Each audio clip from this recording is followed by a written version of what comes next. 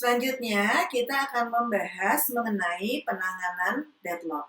Sebagaimana telah disebutkan di video-video sebelumnya, bahwa deadlock ini merupakan salah satu permasalahan pada saat kita menerapkan protokol berbasis lock. Ini adalah contoh sebuah schedule dari dua buah transaksi yang sedang deadlock. Bisa dilihat di sini, T2 sedang menunggu hingga T1 melepaskan lock terhadap B. Demikian pula T1 sedang menunggu hingga T2 melepaskan lock terhadap A. Kondisi deadlock ini bisa dicegah. Bagaimana cara mencegah terjadinya deadlock? Ada beberapa cara. Yang pertama adalah dengan pre-declaration. Dengan pre-declaration itu artinya sebuah transaksi harus mendapatkan dulu semua lock yang dia perlukan sebelum mulai eksekusi. Tentu saja cara ini akan menyebabkan derajat konkurensi turun. Kenapa? Karena locknya di-declare atau diambil dari awal, dari saat transaksi mulai dieksekusi. Cara kedua adalah dengan memastikan ada partial order antara item data. Ini yang sudah kita bahas pada graph based protokol. Jadi yang menyerupai graph based protokol, sehingga apa? Sehingga jika sebuah transaksi ingin melakukan locking terhadap sejumlah data item, maka urutan aksesnya harus disusun sedemikian rupa sehingga mengikuti partial order antar item-item tersebut. Nah, cara yang ketiga adalah dengan menggunakan skema wait die. Pada skema wait die ini, maka sebuah transaksi yang memiliki waktu kedatangan lebih awal itu boleh menunggu transaksi yang datangnya setelah dia. Jadi misalnya saya punya transaksi T1, transaksi T2, di mana T2 ini datangnya lebih belakang daripada T1. Maka pada saat T1 membutuhkan item data yang sedang di-lock oleh T2, maka T1 boleh menunggu. Namun, apabila yang membutuhkan item data itu adalah T2, jadi transaksi yang datang lebih belakang, maka dia nggak bisa menunggu, nggak boleh menunggu, tapi dia rollback.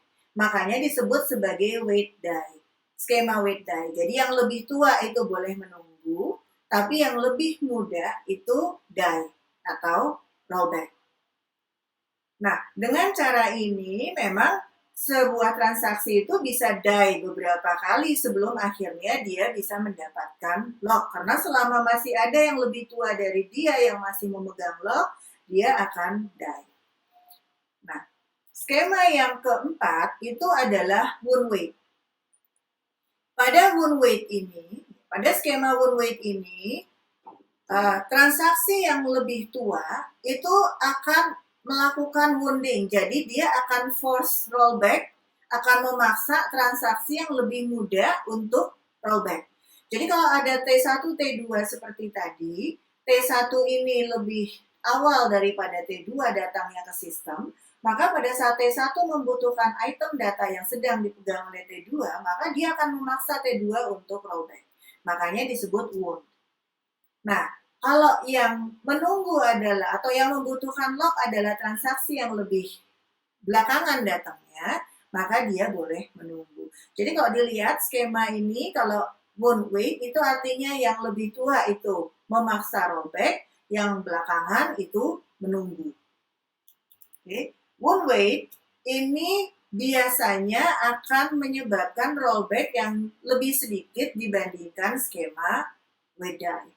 Nah, di kedua skema ini, tentu saja transaksi yang harus rollback itu akan dieksekusi ulang dengan menggunakan timestamp awal. Jadi tidak di-set timestamp baru. Karena apa? Karena kalau di-set timestamp baru, akibatnya dia akan kembali menjadi transaksi baru. Timestamp-nya dia menjadi lebih besar kembali karena jadi akhirnya dia harus mengalah lagi dari transaksi yang sebetulnya datang setelah dia. Oke, yang kelima adalah timeout based skema. Jadi skema timeout base atau berbasis timeout ini pada dasarnya memberikan kesempatan kepada sebuah transaksi untuk menunggu hingga periode waktu tertentu saja. Jadi ada settingan waktu di mana sebuah transaksi itu boleh menunggu. Jika lebih panjang dari itu, maka dia harus rollback. Jadi dengan cara ini, kalaupun suatu saat pernah terjadi deadlock itu akan secara otomatis terresolve. Kenapa? Karena nanti salah satu transaksi akan kena timeout dan kemudian dia harus rollback. Tapi memang dengan timeout base ini juga ada kelemahan. Kelemahannya apa? Ya bisa jadi sebetulnya tidak terjadi deadlock saat itu. Ada transaksi yang memang terpaksa nunggu lama gitu karena memang locknya nggak dilepas-lepas sama transaksi yang lain. Jadi nggak ada deadlock tapi tetap aja dia nanti akan disuruh rollback. Itu kelemahan dari timeout based schema. Nah, sekarang kita lihat bagaimana caranya mendeteksi deadlock. Deadlock detection itu bisa dilakukan dengan menggunakan wait for graph. Wait for graph itu adalah sebuah graph yang memperlihatkan atau yang menggambarkan kondisi menunggu pembebasan lock antar transaksi-transaksi yang sedang aktif. Wait for graph memiliki simpul berupa transaksi dan dia memiliki busur TI ke TJ apabila saat ini TI sedang menunggu item data yang sedang di-hold atau dipegang oleh TJ. Ini adalah sebuah contoh wait for graph. Jadi, kalau kita melihat contoh diagram ini, maka kita bisa lihat bahwa saat ini T17 sedang menunggu item data yang dipegang oleh T18. Dan dia juga sedang menunggu item data yang dipegang oleh T19, dan seterusnya. Sebuah sistem berada dalam kondisi deadlock. Kalau apa? Kalau pada wait for graph-nya ada cycle. Jadi kalau di dalam wait for graph ini tidak ada cycle, berarti aman, tidak ada deadlock. Walaupun banyak yang saling menunggu, tapi ada yang tetap bisa berproses. Namun, pada saat dia punya cycle seperti yang ini artinya terjadi kondisi saling menunggu. Misalnya di sini T18 menunggu item yang sedang dipegang oleh T20. T20 menunggu item yang sedang dipegang oleh T19. Dan T19 menunggu item yang sedang dipegang oleh T18. Jadi saling menunggu. Dan ini yang kita sebut sebagai deadlock. Nah, secara periodik, algoritma deadlock detection yang mencari cycle di dalam wait for graph itu bisa diinfo. Jadi, secara periodik akan ada proses yang berjalan, proses yang berjalan dan kemudian memeriksa apakah pada wait for graph dari transaksi-transaksi yang saat ini aktif terdeteksi adanya cycle. Nah, kalau kemudian sudah terdeteksi ada cycle, jadi tahap berikutnya tentu saja recovery. Bagaimana deadlock recovery? Pada saat terjadi deadlock, some transaction, jadi sejumlah transaksi harus di rollback, harus dijadikan korban. Supaya apa? Supaya deadlock cycle-nya bisa putus. Jadi akan kita pilih transaksi yang akan menjadi victim, yang akan dikorbankan. Biasanya yang dipilih adalah transaksi yang rollback-nya itu paling minimum. Misalnya apa? Misalnya kalau dia rollback, dia tidak melibatkan transaksi yang lain.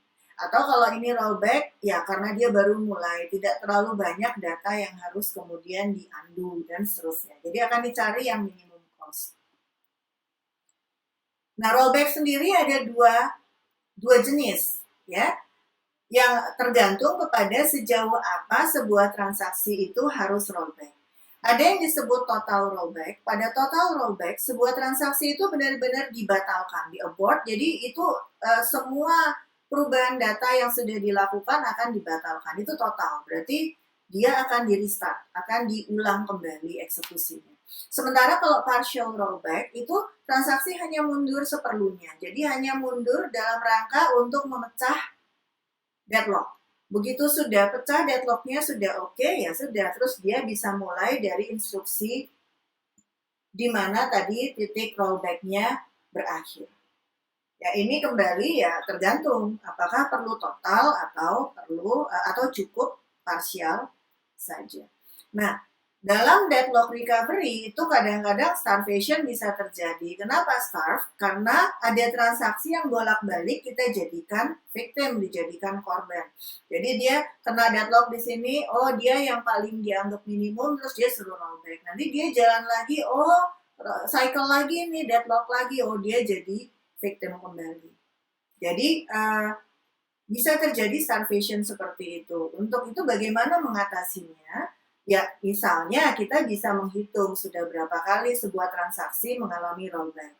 Kalau sudah pernah mengalami rollback, ya dia tidak dijadikan victim lagi. Jadi kita bisa sebetulnya mencegah terjadinya starvation. Atau cara yang lain ini, yang jadi victim itu selalu transaksi yang lebih mudah. Sehingga dengan cara ini ya kalau ada transaksi yang lebih tua yang deadlock gitu ya, dia nggak akan pernah dijadikan victim karena mungkin sebelumnya dia sudah pernah jadi victim. Ini solusi yang lain.